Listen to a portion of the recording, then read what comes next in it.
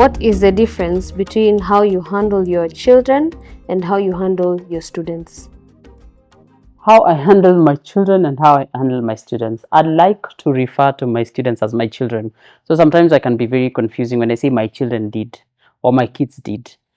So how I handle my children is my responsibility as a parent. How I handle my students is how I would like to my kids to be dealt with. Okay, what does that mean? There's a certain barrier, not a barrier, but a boundary of what I can say to my children that I cannot say to other students. However, I I think about their psychology as the same thing. Their psyche is the same. So the skills you need to deal with each child are the same because they are wired the same. It's just the level of boundary. Because for my child, I won't be able to, for example, call in somebody else. I'm the one doing intervention. For a student, the intervention is with the parents, so I will need to consult somebody else. How have you handled indiscipline cases in your household that you found were similar with the ones you handled in school? Sometimes as a teacher, it's very easy to switch into teacher mode and say, I saw somebody else doing this. This is what the students do. This got somebody in trouble. I have had to remind myself a lot of times that this child did not subscribe for their mother to be a teacher. This child is my child, and their experience of me is that of a mother, not the experience of a teacher. So we try and separate it between myself as a teacher and myself as a mother. If I go overboard, sometimes I have to walk back and apologize to the child or clarify that I was reacting out of fear or panic. All right, thank you very much. Next question. What is the guarantee that bad behavior won't be repeated after punishment? There is no guarantee. You can't. That's the thing. I think we put too much pressure on children that we think, I have not learned how to do my job after one tick. We always need a reminder. Culture is not formed today at one go. It's not a switch you turn on and off. It is a continuous effort. And that's why, because of our inconsistency, then we end up confusing children. It will be repeated.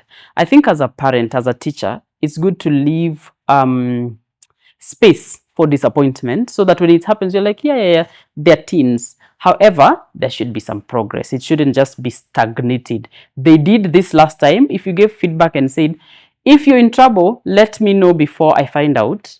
So they will get in trouble, but they will report. That's progress. Instead of never ever. There is no child I know that has been told start, stop, finish. It's a continuous, consistent effort. Yeah. And what is the learning point for a child who keeps on repeating the same mistake? At what point do they discover, indeed, whatever I'm doing right now is wrong? My dad used to say, you will find out that your parenting teaching has worked when your child is a teenager. So between 0 to teenage, you're working with a child that has not learned. They will need a lot of years, a lot of patience. And then without knowing, because we are not waiting with a yardstick and say, oh, okay, so this has worked. Without noticing, you're like, wait, this child can take a shower by themselves. You won't notice until it happens. But it has to be continuous. What I don't like is when we give up and say, oh, we label that child as not being able, unless the child has a disability, learning disability or, physical disability, every child will learn. It might take longer, it might take shorter. Let's not compare. One child will learn faster, another child will learn slower. Whatever time it takes, I think the patience that we teach children, we must practice it ourselves. Give the child patience and understand that this child might not reach the potential that the other child is reaching. What we are doing here is to support the child to reach what they were meant to reach. All right. What do you have to say to parents who get frustrated trying to correct a child? I get frustrated trying to correct a child as a teacher and as a parent. like I said, patience and more, modeling of the behavior that you want to see. There are different ways of teaching. One child can learn by watching you. Another child will need more tools, a diagram. Some children will need sitting down and a lecture. Another child, you will lecture and it goes through one ear through the other. I intentionally learn how your child learns. Intentionally learn how your student learns and meet them. There's no child that is born and just wants to be defiant. No child is born and just wants to oppose what the system needs of them. It's what we put in them. And unfortunately, society has a lot of points of information. So is your voice the loudest? Is your voice the clearest? Is your voice the most consistent voice?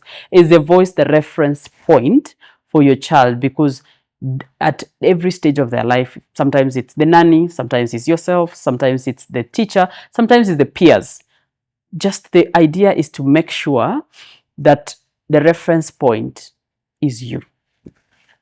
Thank you very much. How do you handle manipulative students who lie to get away with the mistakes that they've done? That is always going to be there. Even children who are in need, sometimes you use their need or their suffering to manipulate you. That's the nature of a child. Now, find out what level is manipulation and what level is seeking help, and separate that. If they're manipulating, call it out. I believe, especially as a teacher, once you've built a relationship with a child, you are able to see that manipulation coming. Ask the right questions. Ask for clarification. Check again. Check with the parents, and that's why we must work very together with the parents. Check again to see that what you're asking, what you're being given, is the same thing consistently. And don't hate the child for it. Or now, we are very quick to write off a child. Oh, they lied to me. That child is manipulative. That child is badly behaved. That child needs you. How about we start with the fact that they are trying to manipulate? They need us. And because we are the adults, we are meant to take more shock than the students or the kids. At what point does seeking for help turn to manipulation? Sometimes, like I said, children know what to use. I mean, children can play parents like a book, like a guitar. At what point does it change? You might not be able to point a finger to, at this point, it is at this moment I realized I was being manipulated. It just takes small habits. You're like, something is going on here. So you need to be very much in touch with that child. You see, the reason why children manipulate us is because they know there are things you don't know about them. So if you're able to tell, today, the way your speech is going, it's a bit funny, then you'll be able to help that child. You'll be able to call it out. You'll catch it. And once a child knows that you know me well, they will not lie to you. They will be like, I will be found out. And sometimes we think children are very tough. Children are the easiest people to deal with and the toughest. Easiest because, the things they think is a complex lie, to an adult is a very easy lie. So it's very easy for us. If you know this child well enough, it's very easy to catch it. All right. What is the biggest thing that you'd want your students to learn from you as a teacher? The biggest thing that I would want my students to learn from me as a teacher, I would want my students to learn that it's okay to be vulnerable.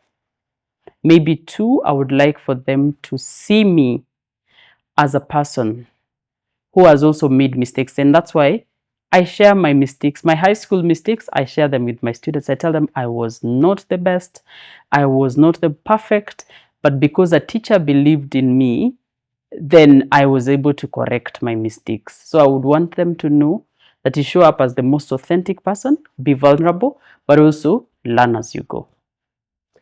What gives you fulfillment at the end of the day as a teacher? When you see change, especially from negative to positive, when you see growth in a child, especially the tough conversations that sometimes you have, and you look at a child graduating, for example, or The grades are changing, their perspective on life is changing, they're getting involved in school activities, they're making friends. Some kids really struggle with friendships. When you see, you don't even need to acknowledge it. You're like, that child has moved, that child has a friend, that child has help. That, I think, for a teacher, looking at progress of a child and being, I helped, I set it up.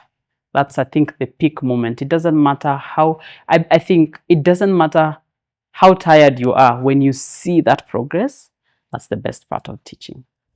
All right. Have you ever reached a point where you unconsciously compared your child to another student whom you have seen thriving academically, socially, or in any other aspect of your life that you haven't seen in your child? Yes. Oof. I would be lying if I told you that I didn't say, oh, I wish my child can grow that way.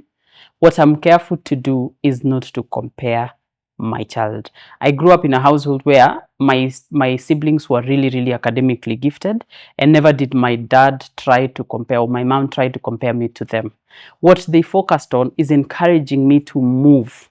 So I'm very careful. But subconsciously, all the time, you're like, this would be nice if my daughter were to do. This is such a nice activity. It's very easy to compare.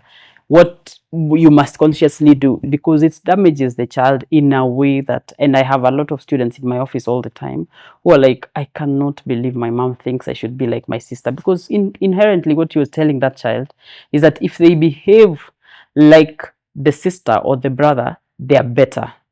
Unfortunately, they stop working from internally to externally try to perform to fit, because they think that is the thing that will earn them love. I don't want my child ever to perform for love. All right. What is the balance between being a teacher and a parent? What's the difference between being a teacher and a parent? Where is the balance? Where is the balance? You must work very hard to not carry the frustration sometimes you get at school. Like any job, it's very easy to get carried away. Oh, this parent shouted at me, oh, my boss this, oh, my colleagues this. Oh, it's very easy. I try to make sure I decompress completely. And if I'm in a bad mood because of something that happened, it's very hard, but I do it. I tell my children, mom is in a bad mood, can we please be quiet? Sometimes it's to the point of saying, I can't play music in the car right now, I just want silence. And I hope that if my children were to be asked about this later, maybe they don't see it now, maybe they will see it later. But we must balance. Number two, make sure I create time, because the job requires me to create time for students. I treat my job as a parent as a job. So if it's something that will get me fired as a teacher, I hope that I don't do it as a parent, because then, see, these are children. This child is a student, and the idea is to safeguard children. So if it's not in the best interest of my child, I am not perfect, but I try to learn and then unlearn some things. And it's a tricky balance between unlearning and giving grace and asserting your authority as a parent. Thank you so much. Now, this is the last question. How do you still encourage a child towards a dream that is frowned upon by society? I think that's a very good question. It depends on the values of this child. One of the most powerful things you will ever do as a teacher is to call out the greatness in a child.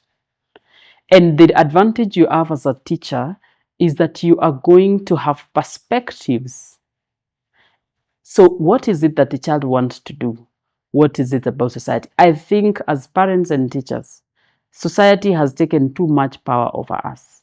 So what is this that the child wants to do, unless they are going to murder someone? Our job is to take the job that we think is frowned upon in society and redirect it to construction. I do the same when it comes to behavior. Just because a child is extroverted and the extrovertedness has landed them in trouble, we address the behavior, not the personality. So we are not saying, don't talk to anyone, don't move. No. Keep your personality, redirect this extrovertedness into leadership, into guiding others, into service to the community and others. So it's important that we don't get triggered immediately, like, if you're going to become a DJ, you're going to be in the club and you're going to be spoiled. If they're going to become a DJ, how do we monetize it? How do I harness on the values that I've put in you so that in your DJing, you will find other things? I mean, right now, lawyers, we have environmental law. We have lawyers that are in charge of entertainment, artists. That's law, but it's law in a broader perspective. My belief is that we are not preparing children for careers. We are giving them skills to prepare them for anything. If COVID is anything to go by, nobody could have taught that in class. It came and people adapted. So I think we prepare children for adaptability, not for what the society will say. And I think it's a big disservice to children to say no to something just because it's frowned upon in society. That's a lazy move. Right. Thank you very much. Thank you for the questions. Keep them coming. We'll find another time to respond to these questions. Bye-bye.